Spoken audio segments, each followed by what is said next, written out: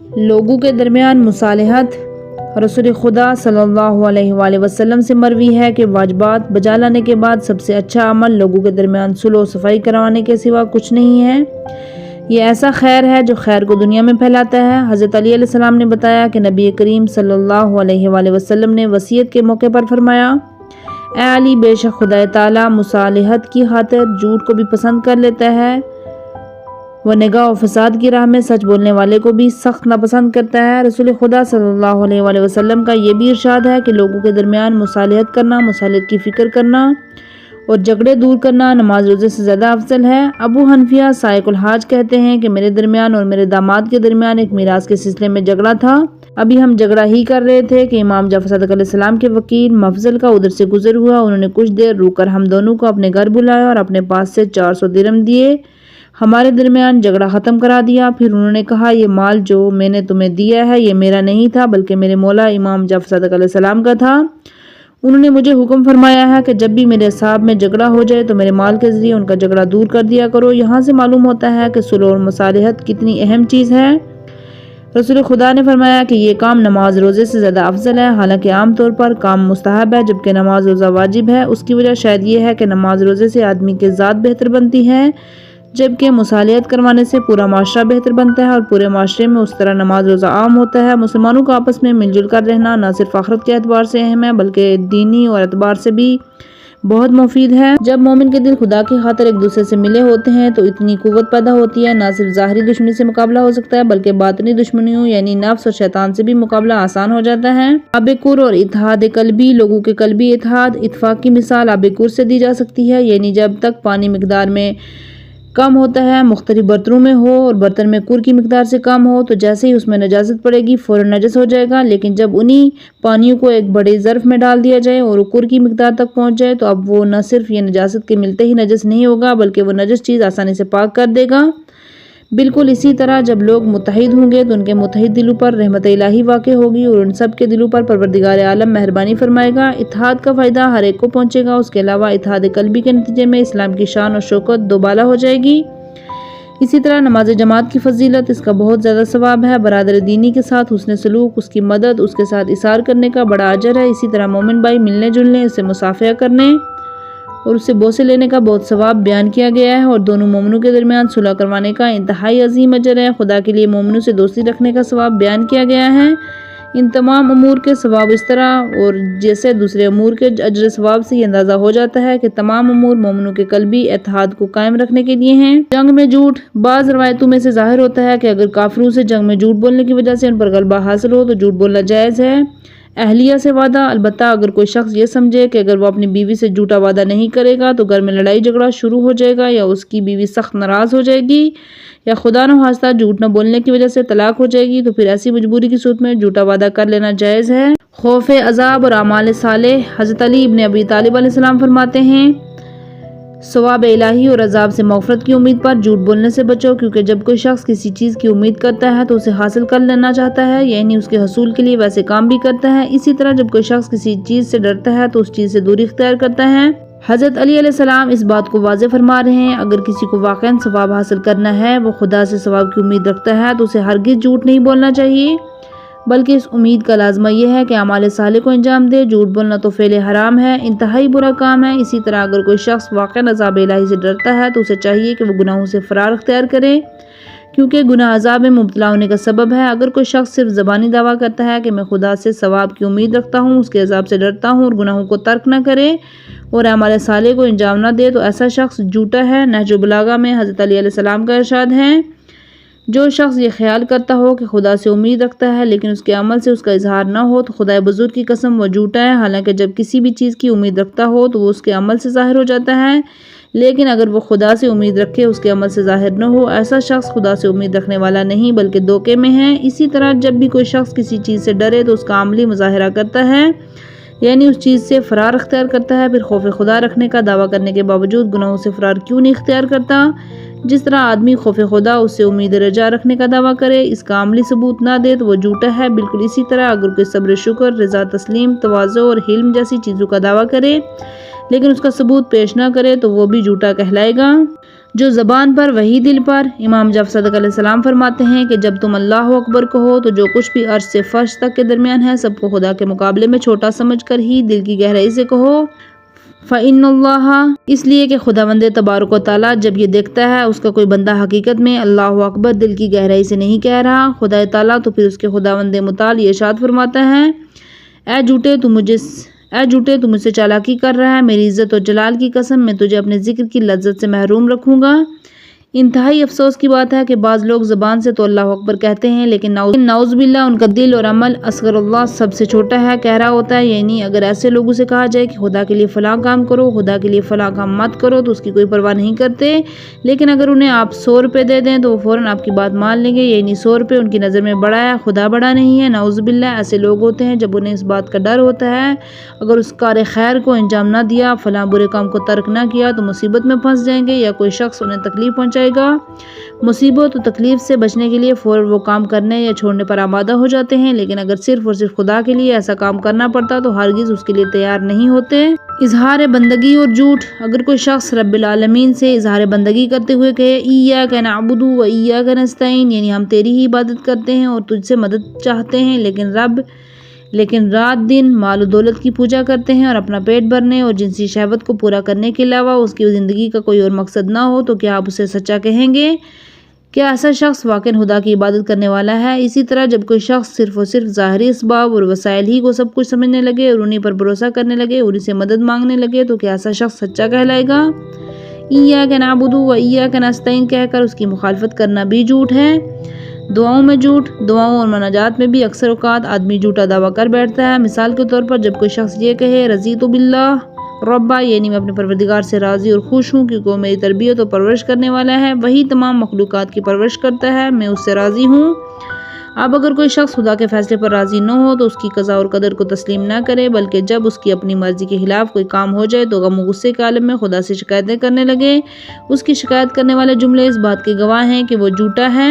اقرار ائمہ علیہ السلام اور جھوٹ، اس طرح جب کوئی شخص کہے بمحمد نبیّ و بالقرآن کتابہ و بعلی امامہ، یعنی میں اس سے خوش ہوں، محمد مصطفیٰ صلی اللہ علیہ وسلم میرے نبی ہیں اور قرآن مجید میری کتاب ہے، علی علیہ السلام میرے امام ہیں اور یہ سب میری ہدایت اور رہنمائی کے لیے ہیں۔ زبان سے تو یہ کہے لیکن مقام عمل میں خواہشات نفسانی شیطان کو اپنا رہنما قرار دے اور ان کی پیروی کرے، قرآن اور ان کے احکامات کی طرف توجہ نہ دے، ائمہ کے ارشادات کو نظر انداز کرے تو ایسا شخص جھوٹا ہے۔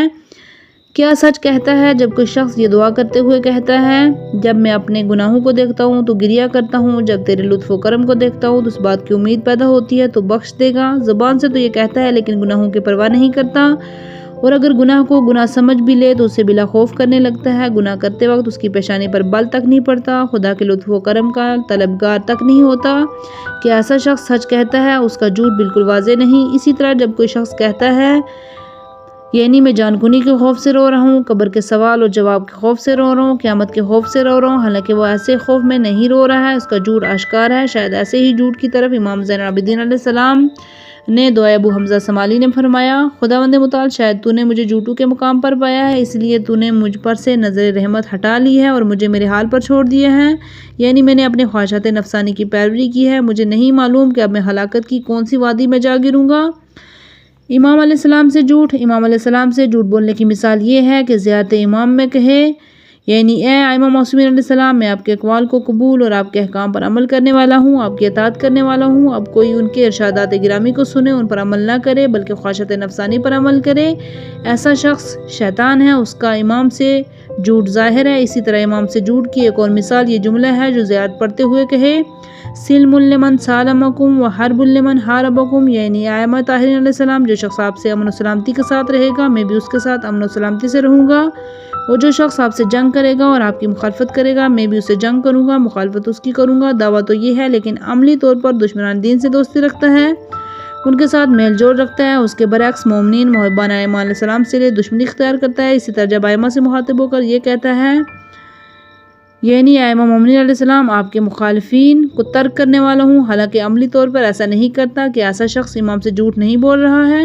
پر ہم دعا کیسے کریں؟ یہاں پر سوال پیدا ہوتا ہے، اگر کوئی شخص ذکر خدا کرنے اور دعا پڑھنے کی صورت میں خدا رسول صلی اللہ علیہ وآلہ وسلم امام علیہ السلام سے جھوٹ بولنے والا قرار پائے تو پھر وہ آخر دعا زیاد کیسے کرے؟ اس کا تفصیلی جواب تو ہم یہاں پر نہیں دے سکتے کیونکہ یہ کتاب اس موضوع پر نہیں لکھی جا رہی، البتہ مختصر یہ سمجھ لینا چاہیے کہ ہم نے خدا رسول صلی اللہ علیہ وآلہ وسلم امام علیہ السلام کے بارے میں جس قسم کے جھوٹ کی طرف اشارہ کیا ہے وہ عجب خود پسندی، غرور وغیرہ سے بچانے کے لیے، کہیں ایسا نہ ہو کوئی مومن اپنے ذکر خدا دعاؤں پر ناز کرنے لگے۔ ایسا ہرگز نہیں ہونا چاہیے۔ کوئی شخص یہ کہے کہ ہم اپنی دعاؤں اور ذکر خدا میں جب سچ نہیں بولتے تو پھر ہمیں دعا اور ذکر خدا کو چھوڑ دینا چاہیے۔ ایسی مایوسی شیطانی خیالات کا نتیجہ ہے۔ شیطان چاہتا ہے کہ اسے ثواب سے محروم کر دے، یاد الہی سے روک دے، کیونکہ ہر شخص بالکل ابتدائی سے سچا نہیں ہوا کرتا بلکہ اپنی کوشش جد و جہد کے نتیجے میں صداقت کے مقام اور مرتبے کو حاصل کرتا ہے اور پھر خداوند عالم اپنے لطف و کرم سے اسے منزل مقصود تک پہنچا دیتا ہے۔ دعاؤں میں جو جملے بیان کیے گئے ہیں یا تو کوئی شخص اس کے معنی کو سمجھتا ہے یا نہیں سمجھتا۔ جو شخص معنی کو نہیں سمجھتا، قرآن مجید کی تلاوت کرتا ہے یا ان دعاؤں کو پڑھتا ہے جو ائمہ طاہرین علیہ السلام سے ہم تک پہنچی ہیں تو یقیناً ان جملوں کی نورانیت کا اثر اس پر پڑتا ہے، اس کا دل منور ہو جاتا ہے، اس کے علاوہ اسے ثواب بھی ملتا ہے۔ جو شخص قرآن مجید دعاؤں کے معنی کو نہیں سمجھتا، اسے پڑھتا ہے تو یقیناً اسے جھوٹا نہیں کہا جا سکتا۔ ہر شخص کے مختلف مراتب، لیکن وہ اشخاص جو قرآن دعاؤں کے معنی کو سمجھتے ہیں انہیں یہ جان لینا چاہیے کہ ان کے مختلف درجات ہیں۔ سب سے اعلیٰ درجے پر ائمہ معصومین علیہ السلام ہیں جو مکمل طور پر ان کے معنی کو سمجھتے ہیں۔ اکثر مومنین ان مقام و مرتبے تک نہیں پہنچ سکتے تو پھر بھلا ان کے بارے میں کیسے کہا جا سکتا ہے وہ جھوٹ بول رہے ہیں؟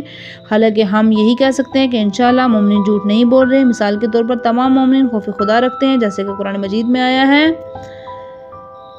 سورہ آل عمران آیت نمبر 175، اگر تم سچے مومن ہو تو مجھ سے ہی ڈرتے رہو۔ اسی طرح تمام مومنین خدا سے امید رکھتے ہیں۔ یقیناً مومنین کے دلوں میں جو خوف خدا ہے وہ جس طرح خدا سے امید رکھتے ہیں اس کے بھی مختلف درجات ہوتے ہیں۔ ان کے یہ درجات ائمہ علیہ السلام کے برابر ہرگز نہیں ہو سکتے۔ مومنین چونکہ تزکیہ نفس کی اس منزل پر نہیں ہوتے، اپنی خواہشات نفسانی کا شکار ہو جاتے ہیں، اس لیے وہ گناہوں میں مبتلا ہو جاتے ہیں اور ان سے خداوند عالم کے احکامات کی اطاعت میں ہی بھول چوک ہو جاتی ہے، جیسے کہ دعائے ابو حمزہ سمالی میں ہے، یعنی خداوند میں نے جو کیے ہیں وہ اس لیے نہیں کیے کہ تیری خدائی کا انکار کرنے والا تھا، میں نے اس وجہ سے گناہ نہیں کیے کہ تیرے حکم کو معمولی سمجھتا تھا، نہ ہی تیرے عذاب کو کمتر سمجھ کر میں نے گناہ کیے، بلکہ میں نے اپنی غلطی، کاہلی، نفس پرستی اور غرور کی وجہ سے گناہ کیے ہیں۔ پختہ یقین اور انحراف، خدا پر ایمان، اس کے عذاب کا خوف اگر انسان میں پایا جائے تو اس کے باوجود خواہشات نفسانی کے غالب آ جانے کی وجہ سے وہ گناہوں میں مبتلا ہو جاتا ہے۔ یہ کوئی ضروری نہیں کہ اگر انسان خدا پر یقین رکھے تو کوئی گناہ نہ کرے۔ بہت سے لوگ اس بات پر یقین رکھتے ہیں مرے ہوئے انسان اور جمادات میں کوئی فرق نہیں ہے، مردہ نہ کوئی حرکت کر سکتا ہے نہ ہی اس سے کوئی کام واقع ہو سکتا ہے، پھر بھی آدمی پر وہم غالب آ جاتا ہے، اس کا یقین اسے کوئی فائدہ نہیں پہنچاتا اور رات کی تاریکی میں وہ میت کے ساتھ کمرے میں تنہا نہیں رہ سکتا، اسے خوف خدا محسوس ہوتا ہے۔ یہی تو وجہ ہے ہم دعا میں پڑھتے ہیں پروردگار مجھے ایسا سچا یقین عطا فرما جس کے نتیجے میں تیری اطاعت کر سکوں۔ اس میں کوئی شک نہیں، جو شخص بھی پروردگار عالم سے سچے خوف کی تمنا کرے، یعنی ایسے خوف کی دعا کرے جو اسے تمام گناہوں سے بچائے، خداوند متعال اس کے دل میں سچا خوف پیدا کر دیتا ہے، اس کے خوف کے درجات میں اضافہ ہوتا چلا جاتا ہے، جس طرح کے عبوریت اور اطاعت کے درجات کوشش کے نتیجے میں بڑھتے رہتے ہیں۔ روایت میں آیا ہے جو شخص بھی کسی چیز کو چاہے اس کے لیے کوشش کرے اور اس کو پا لیتا ہے۔ جی ہاں، مطلق طور پر ہر اعتبار سے صادق ہونا ائمہ معصومین علیہ السلام کو ہی زیب دیتا ہے، یہی تو وجہ ہے وَكُونُوا مَعَ الصَّادِقِينَ سورہ توبہ آیت نمبر 119، اور سچوں صادقین کے ساتھ ہو جاؤ۔ آیت میں صادقین سے مراد اہل بیت علیہ السلام ہیں۔ جھوٹی قسم 18واں گناہ۔ جھوٹی قسم 18واں ایسا گناہ جس کے کبیرہ ہونے پر روایتوں میں صراحت موجود ہے، وہ جھوٹی قسم ہے۔ جھوٹی قسم کھا کر کوئی خبر دینا ایک گناہ کبیرہ ہے، خاص طور پر خدا کی قسم کسی جھوٹ بات میں کھانا ایک انتہائی بڑا گناہ ہے۔ روایتوں میں ہے کہ ایسا شخص گناہوں میں ڈوبا ہوا رہتا ہے، جہنم میں بھی آگ میں گرا رہے گا۔ جھوٹی قسم سے متعلق روایت میں موجود ہے وہ آدمی کے دین کو اس طرح ختم کر دیتی ہے جس طرح کوئی تیز دھار کی چیز بدن سے بالوں کو اکھاڑ دیتی ہے۔ عبدالعظیم نے جو صحیح روایت نقل کی ہے اس سے بھی، فضل بن شہزان نے امام علی رضا علیہ السلام سے جو روایت نقل کی ہے اس سے بھی جھوٹی قسم کے گناہ کبیرہ ہونے کا اظہار ہوتا ہے۔ امام جعفر صادق علیہ السلام سے مروی ہے کہ جھوٹی قسم ایمان کو خراب کر دینے والی ہوتی ہے۔ جھوٹی قسم کا عذاب سورہ آل عمران آیت نمبر 77، بے شک جو لوگ اپنے عہد اور قسم کو جو انہوں نے خدا سے کی ہو دنیا کے تھوڑے سے معاوضے کے بدلے میں توڑ دیتے ہیں، انہیں لوگوں کے واسطے آخرت میں کچھ حصہ نہیں ہوتا اور قیامت کے دن خدا ان سے بات تک نہیں کرے گا، ان پر اپنی نظر رحمت بھی نہیں ڈالے گا اور نہ ہی انہیں گناہوں سے پاک کرے گا، ایسے ہی لوگوں کے دردناک عذاب ہے۔